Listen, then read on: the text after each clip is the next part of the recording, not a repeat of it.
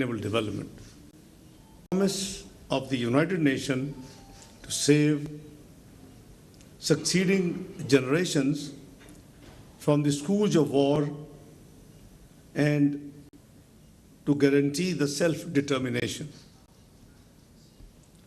Ladies and gentlemen, long-standing unresolved disputes from Kashmir to Palestine continue to face a serious challenge and pose a serious threat to the regional and international peace and security.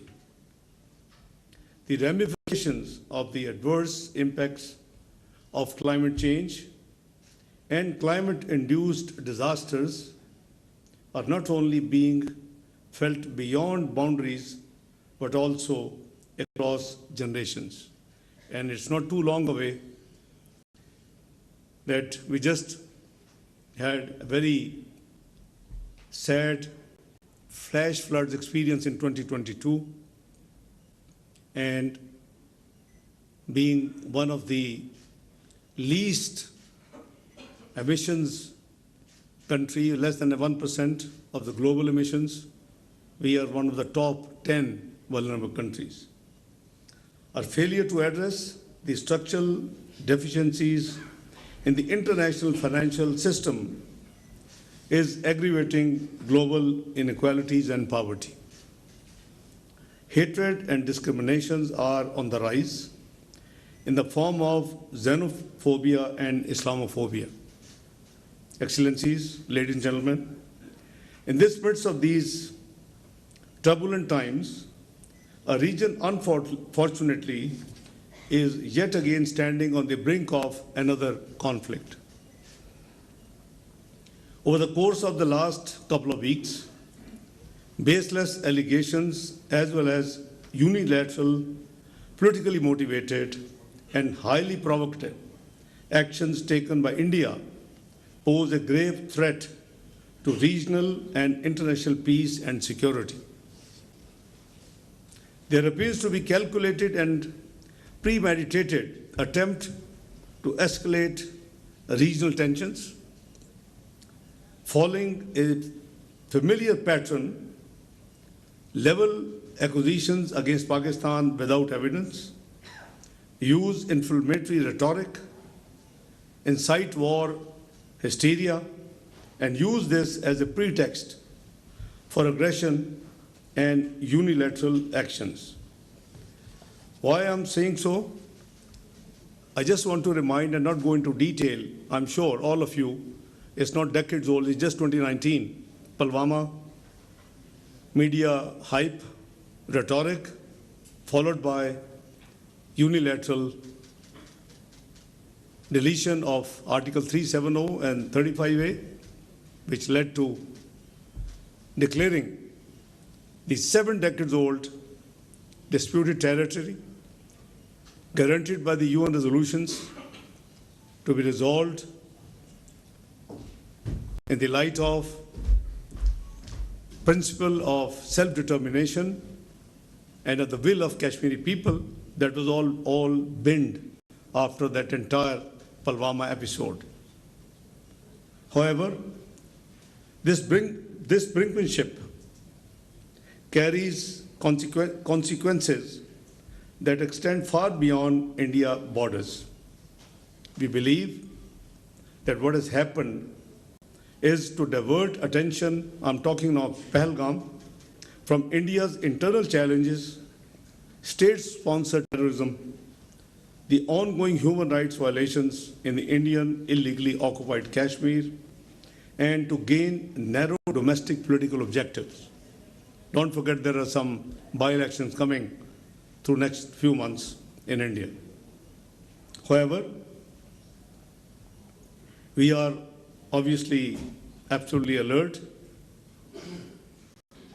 Regional and international peace and security cannot be sacrificed at the altar of narrow electoral gains.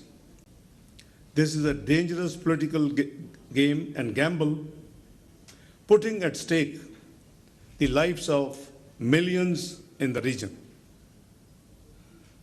Being a responsible member of the international community, Pakistan remains committed to regional peace and stability, we will support all efforts towards de-escalation. I have had interaction in the last few days with more than a couple of dozens Prime Minister, Deputy Prime Ministers, foreign ministers of other countries. In MOFA, Foreign Office, we had engaged around 45 diplomats and mission heads available in Islamabad, and with few who are members of the UN Security Council, we have probably had more than one rounds. However, in case of any act of aggression, let me first tell you that my interaction revolved around what? In fact, on 22nd of April, we just landed, Prime Minister, myself, on a 36 hours official state visit to Turkey. We were invited by His Excellency the Turkish President. Soon after landing, we had this sad news, and straight away our meeting started, which ended over the dinner. And once I was done, I engaged Foreign Office. It was almost 1 o'clock in the morning, between 22nd and 23rd of April. We decided to issue a condolence message, which is still on our website. On 23rd of April, we issued this statement, and we learned that Prime Minister Modi, after curtailing his visit to Saudi Arabia, would be holding Cabinet Committee on Security of India. At times, a couple of times, changes in the time the meeting would be held, but finally it held around between Maghrib and Isha, our time. And after the meeting, there was no mention in their official statement, press briefing, any reference to Pakistan, but all the measures they took were Pakistan specific. You only need probably class 1 student to assess what was it all about. So we decided to hold our National Security Committee meeting following morning. And India, by the way, the measures they announced: number 1, closing of Atari border; number 2, reducing the size of our mission in New Delhi; number 3, declaring our armed forces personnel, that attaches, naval, air force, army attaches, always there, as persona non grata. 4th, the Pakistani holding valid visas, and inside India, the visas were cancelled and asked to leave immediately Indian territory. And the most shocking, the 5th, was that they announced that they will hold in abeyance the over 6 decades old treaty known as Indus Water Treaty. Now, surely there isn't any provision in the treaty, those who have gone through the treaty. Generally, the international treaties cannot be amended or terminated without the mutual consent of the parties to the treaty. And that's exactly is the spirit of, it's not deemed spirit, it is written in the treaty that neither party solo can terminate or amend this treaty. Now, this is most unexpected from any responsible country in the Committee of Nations. We are low riparian. The established precedents and laws in the world and practically followed is the lower riparians always have an access to the water which flows from the upper riparian. We are lower riparian. Without going into debate in 1961 what happened, because there are certain critics, and perhaps rightly so. But all those actors who actually signed the treaty and were party to the treaty finalization are no longer in this world, so God, bless their souls. But there was a huge criticism that giving away the right to 3 rivers of Pakistan wasn't a very good deal. The water distribution treaties are generally evolve around how and what distribution would take place.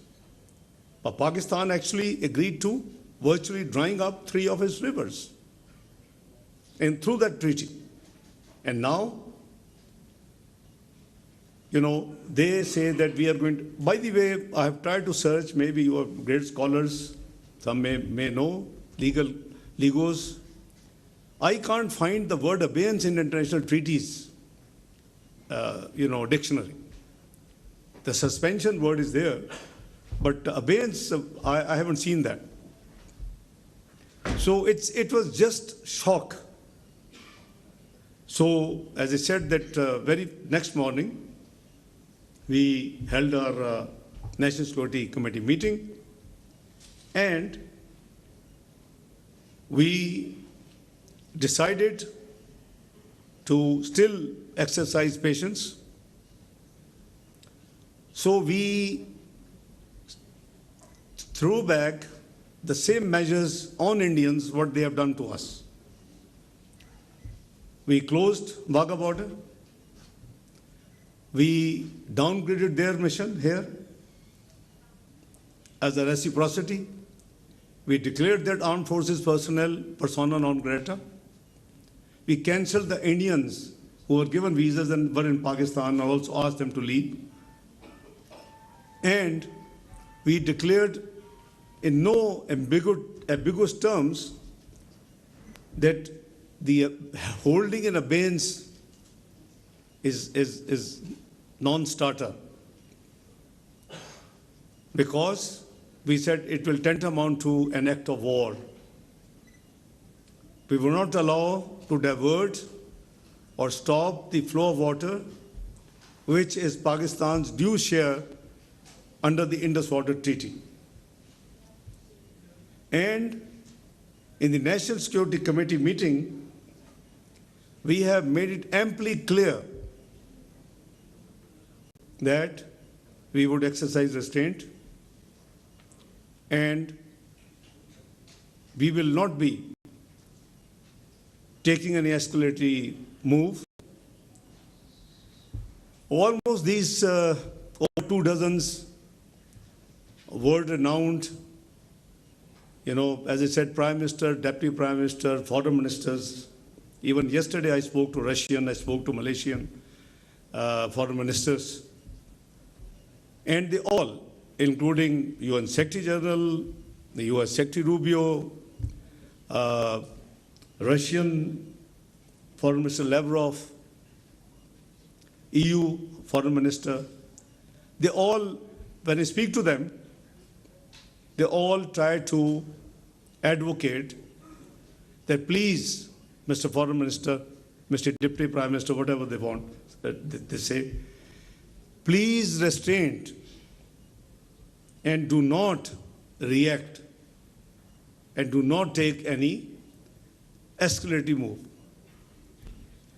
I have told each one of them 3 things. Obviously, there's a long calls explaining what India did, what we feel, why they have done it. I just given you an example of Pulwama. I'm not saying this, I don't have evidence, but analysts say this could be another ploy. It might have been choreographed. How come in 10 minutes the FIR is registered at a police station where you need to at least 45 minutes ride to reach. They completed investigation, they completed all the fact finding, they dealt with the on-site, and in 10 minutes the FIR was registered. Come on, nobody's fool.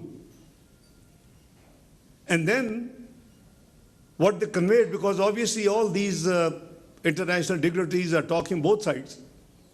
Few of them, great friends, I have a very good relationship, working relationship with them, suggesting me, can you try and help the perpetrators to be caught?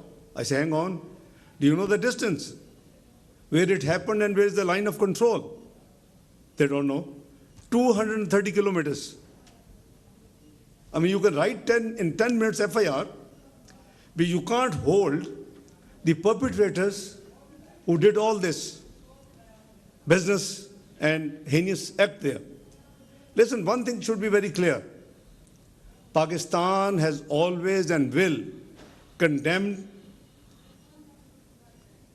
terrorism in all its forms and manifestations. This is our country policy.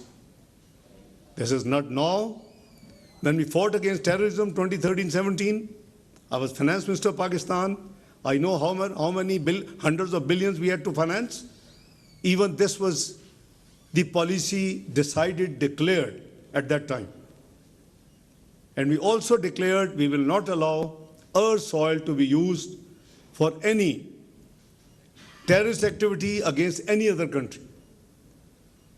The state is not involved at all in this sad incident. But so I keep telling these guys, my colleagues, diplomatic colleagues, that listen, it is as per analysts, some analysts, that they say this could be a ploy. And why? Because India has been now communicating with us officially that this treaty needs to be, a lot of ground realities have changed. This treaty needs to be revisited. And we are responding to the latest communications. Two will be responded. But who can forego a drop of water because the future projections of water is said to be creating maybe wars in future? We can't give up a drop of water, which is our right.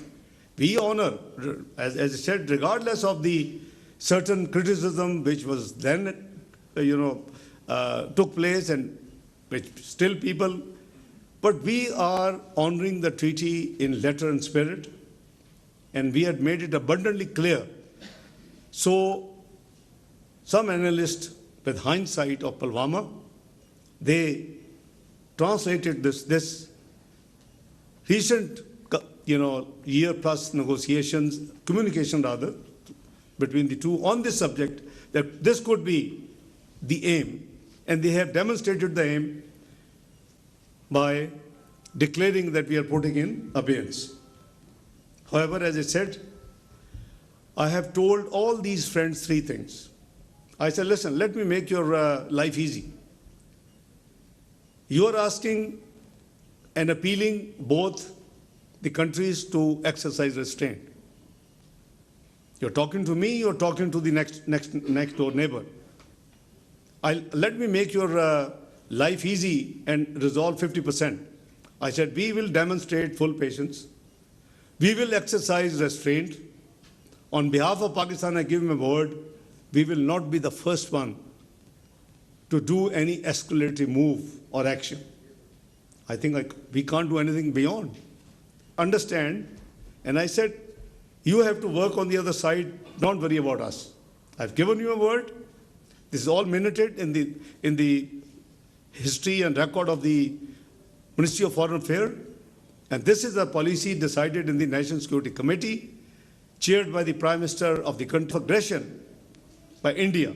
I am making it very clear, including last night, to Russian Foreign Minister, that in case of Pakistan, let me tell you, Pakistan will resolutely defend its sovereignty and territorial integrity in exercise of the inherent right of self-defense as enshrined in the Article 51 of the UN Charter. So, I have given loud and clear message to almost what they can expect from us in case of. Let me also tell you something, that Alhamdulillah, we are absolutely alert. We are absolutely in a position. Our armed forces are, ready. And there has been an attempt. Between the night 29th and 30th of April, we had credible news of some misplay or adventurism by Indian Air Force. Alhamdulillah, we made them to run back and turn back to India. Our Air Force moved swiftly, timely, and made them to run back and turn back to India. According to our information, they landed in hurry at Sri Lanka, at Srinagar. Pakistan also remains concerned at the insightful and Islamophobic narrative being directed against the Kashmiris as well as the Indian Muslims in the backdrop of the current situation. This must end forthwith. Excellencies, ladies and gentlemen, in this backdrop, India's illegal and unilateral decision to hold the Indus Water Treaty in abeyance should be a matter of serious concern to the world community. The treaty provides no basis for such unilateral actions, as he explained. India's actions undermines a fundamental pillar of regional stability with profound implications for the peaceful management of vital shared resources between the neighbors. The National Security Committee of Pakistan, as I said, has made it abundantly clear on 24th of April 2025 that any attempt to stop or divert the flow of water belonging to Pakistan as per the Indus Water Treaty will be considered an act of war. Excellencies, ladies and gentlemen, the international community must take serious note of these developments at a time when the region requires cooperation and restraint. Any tolerance for adventurism would only embolden further instability in this part of the globe.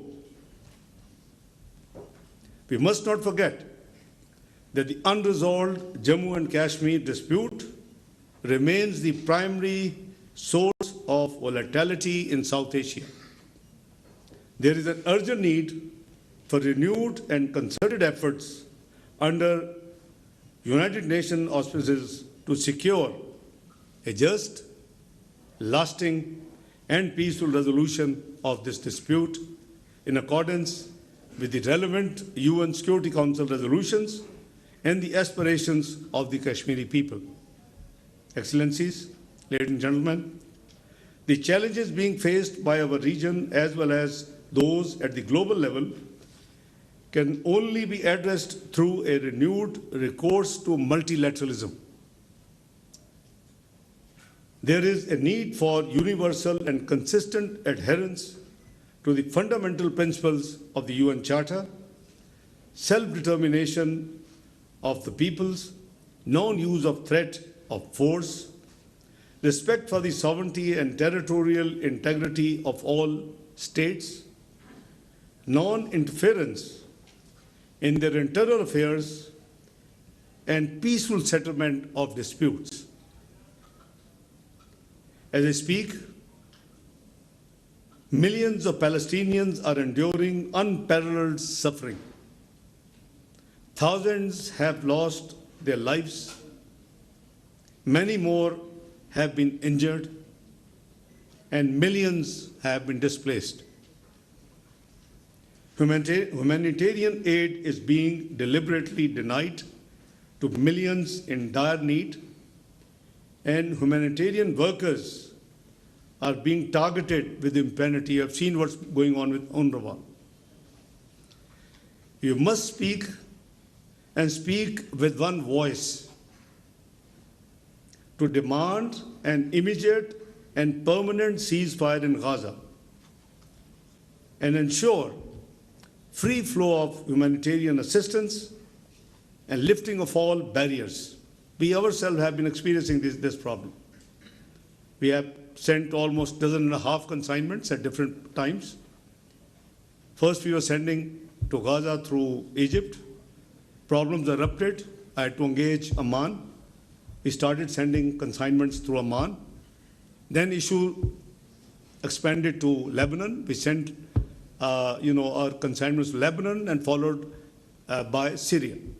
So we have been experiencing, we are doing on pure humanitarian grounds this humanitarian assistance through the National Disasters Management Authority, who takes the lead in implementing the decisions of Prime Minister Shehbaz Sharif and the government in this regard. So I personally believe that lasting peace in the region cannot be achieved without allowing Palestinians to exercise their inalienable right to self-determination for a viable, secure, contiguous, and sovereign state of Palestine on the basis of pre-1967 borders and with Al-Quds al-Sharif as its capital, in accordance with the relevant UN resolutions.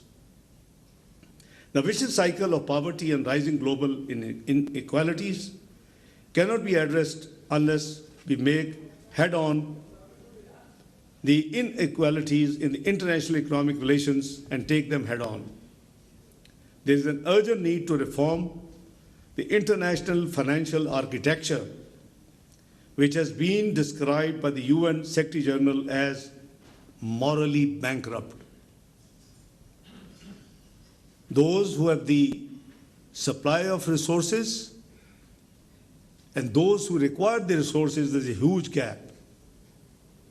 I think it was perhaps with this vision that in our region, Asian Infrastructure Investment Bank was initiated by China. We had been, I as Finance Minister between 2014 and 16, part of that exercise, and I am the signatory on behalf of Pakistan on that document which governs Asian Infrastructure Investment Bank. The whole idea was the 70% population which requires multilateral funding has an access to around 30% funding from the multilateral global institutions and vice versa. Neither the Sustainable Development Goals nor the climate goals can be achieved without international cooperation. We have seen recent statements of some global powers. I don't know how much is relevant as of now, the climate funding and the climate change subject. I think we all have to wait patiently and see and watch and plan for our own country accordingly. Concrete actions are needed to help developing countries trapped in the liquidity crisis and debt distress by ensuring adequate concessional finances, rechanneling of unused SDRs, seeking a sustained increase in the lending capacity of the multilateral development banks, and funding of International Development Association, IDA. Excellencies, ladies and gentlemen, access to advanced technologies, especially digital technologies, must be available on the basis of equity and non-discrimination. Being one of the topmost climate vulnerable countries, Pakistan recognizes the critical need for the international cooperation to address the common challenges posed by climate change.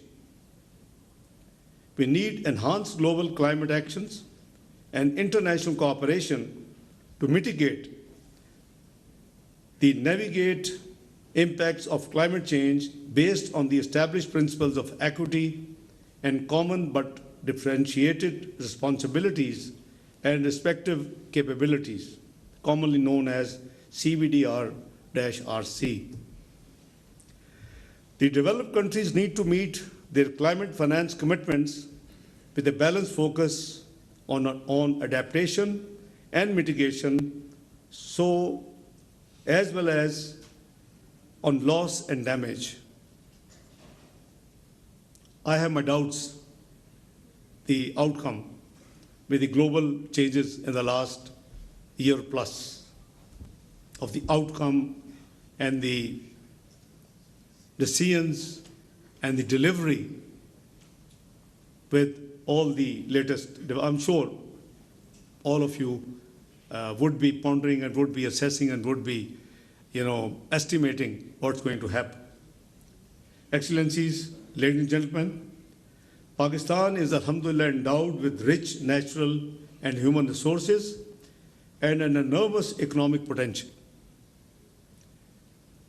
It is located at the crossroads of South Asia, Central Asia, and the Middle East. This I say as a faith. As a Pakistani, I have a faith that this country has the resilience and the potential to come back and be part of the big 20s. It is not too long away and long ago. It's only 2017. Eight years have passed. Where Pakistan stood at beginning of 2013. Macroeconomic unstable country, Google and find out. Projected to default 6 to 7 months, Google and find out. And country was predicted to default within 6 to 7 months. This is before general elections. Nobody knew who will win the elections. And what was the timeline? Shamshad is sitting here. What was the timeline? At that time projected that Pakistan would need to get out of the quagmire we were already landed in was 12 to 15 years. That's why I have faith in our nation, in our country, in our society. It took only 3 years. You had all macroeconomic indicators in place, lowest inflation in decades, CPI 3.59, GDP 6.3%, highest foreign exchange reserves close to $25 billion, which still has not been broken. 24th global economy. And it's not me, it's PricewaterhouseCoopers. Find out. PricewaterhouseCoopers projected Pakistan is going to be part of G20 not later than 2030. What happened?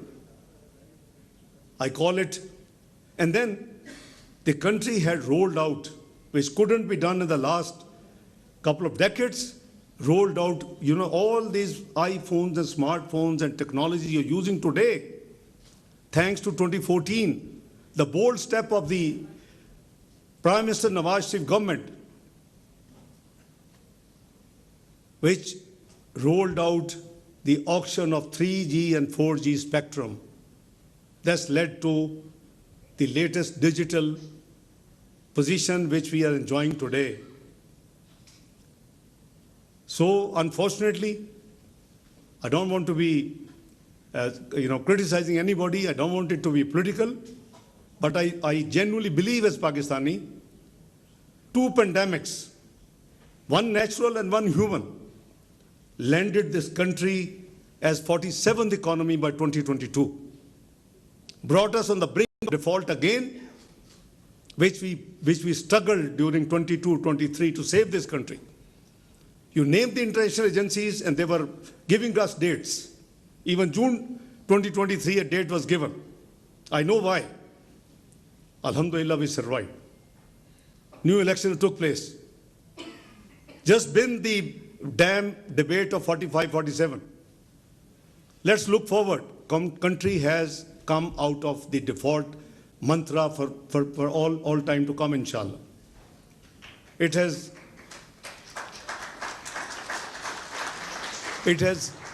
started on the trajectory of growth.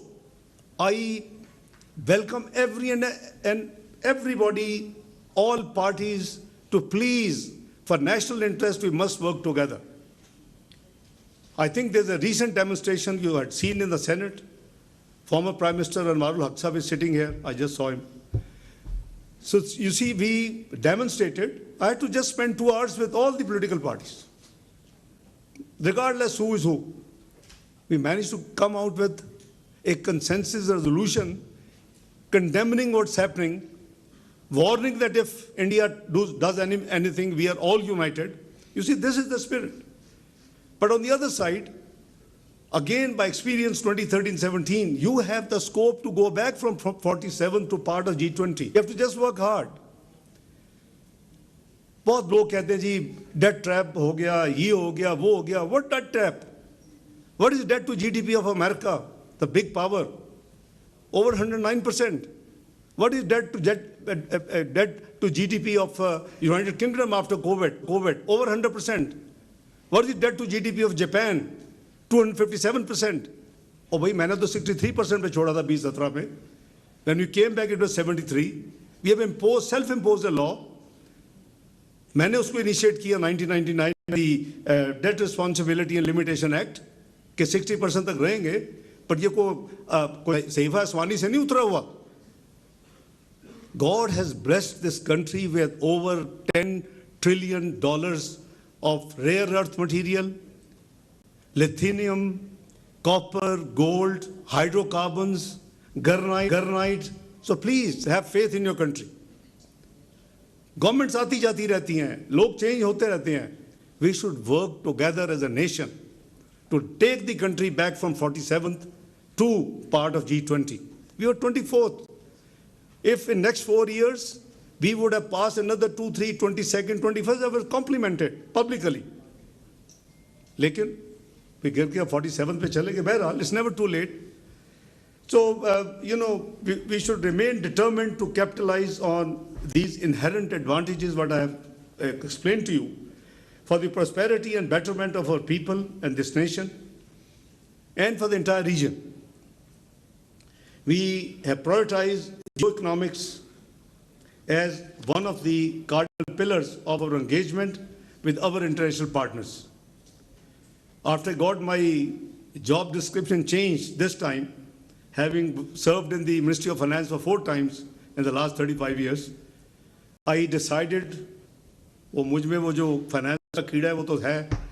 So I announced on the day one, when I spoke to the senior officers of the MOFA, that from today, side by side with the conventional diplomacy, there will be a proactive economic diplomacy. And we are, alhamdulillah, following that very much principle in the last 1 year plus. We are determined to enhance regional connectivity and increase bilateral and multilateral development partnerships for socio-economic uplift. To achieve these goals, we are desirous of peace in the region and beyond.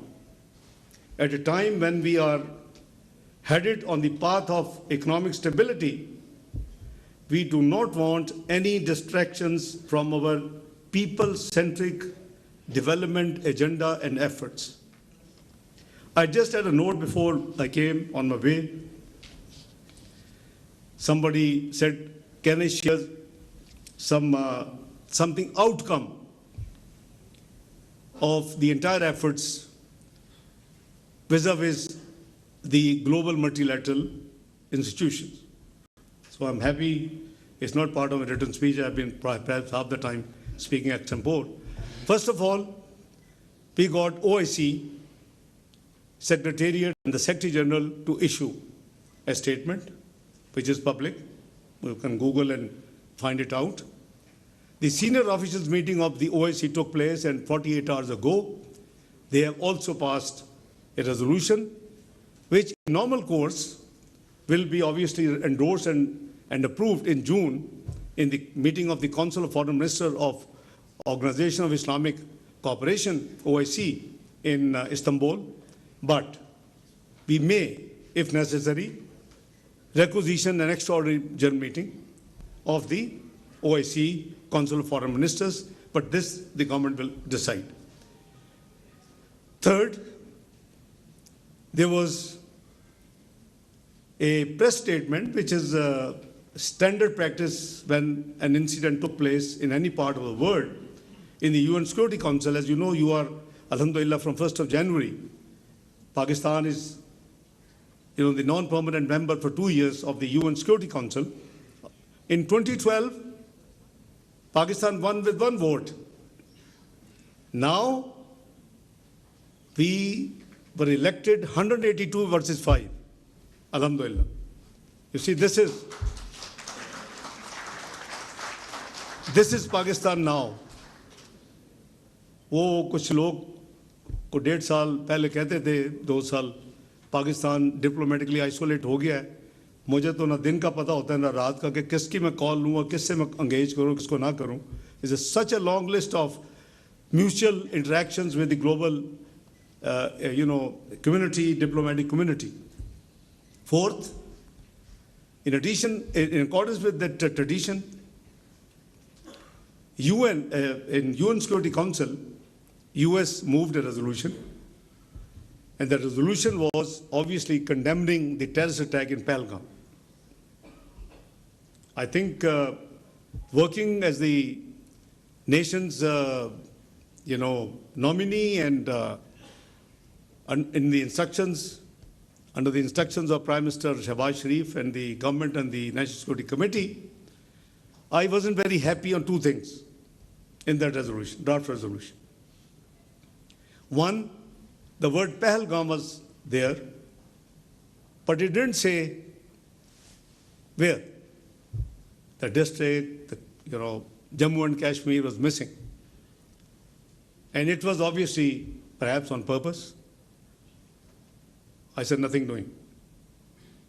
We put a hold that put Jammu and Kashmir, then it is acceptable. And I gave an example. I said, let's say if something happens in London and a similar resolution comes London, will it be London of UK? Will it be London of USA? Will it be London of Australia? Will it be London of Canada? Why are you shying? Put Jammu and Kashmir. Number 2, there was the TRF was mentioned. This is the resistance forum which post-2019 Indian acts of usurping Jammu and Kashmir as its Indian Union territory illegally, unacceptable. The blame was put on that TRF. They were condemned. I said, listen, I haven't seen their claim. Number 2, if you have any evidence, show us.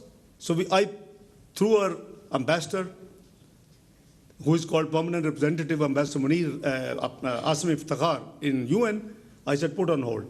They must correct these 2 things. Delete TRF or give us evidence, put Jammu and Kashmir after Pahalgam. It took 2.5 days. It is always a war of nerves. Alhamdulillah, both things were done, and that press release with these 2 amendments went public.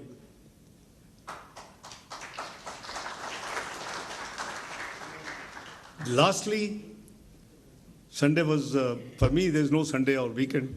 I was busy talking to Malaysia, talking to Foreign Minister Lavrov of Russia, etc., and dealing with many things related to it. With the approval of Prime Minister and in consultation with the Army Chief, General Asim Munir, I have directed last night our permanent representative in UN to summon and request for a meeting of the UN Security Council.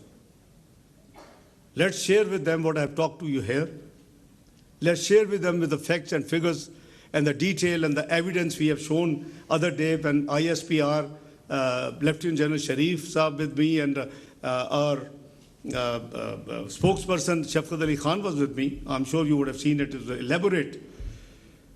So we have triggered it last night. And fourth, and the last, OIC, there is an OIC contact group permanent observer status in UN.